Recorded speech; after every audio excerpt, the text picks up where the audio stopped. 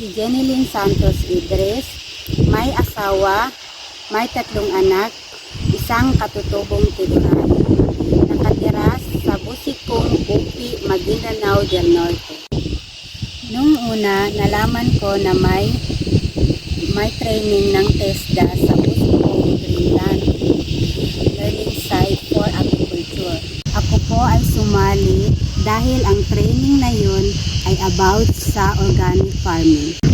During training, naitinuro po sa amin kung paano gumawa ng organic fertilizer gamit ang African Nightcrawler na bulate. At paano din gumawa ng foliar fertilizer. At paano magtanim ng gulay gamit ang organic fertilizer. Okay.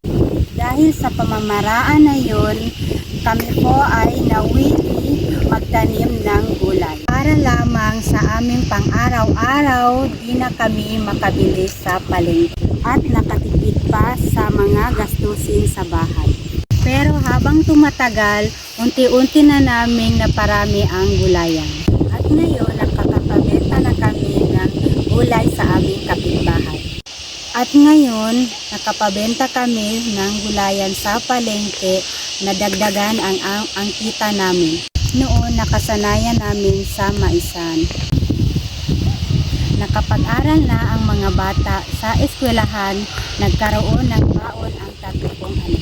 Higit sa lahat, maging nasustansya ang kanilang kinakain. At nabigay ang mga basic needs ng mga bata. Malaking tulong sa aming pang-araw-araw na gastusin. Ngayon, ito po ang aking pananim na watermelon. Gamit ang lahat ng natutunan ko sa organic na pamamaraan. Maraming salamat po sa Busikong Greenland Learning Site for Agriculture. Dahil nakasali ako ng scholarship ng MBSCE TESDA. At sa BARM government, isa ako sa natulungan para gumanda ang pamumuhay. Don't panic, it's an organic.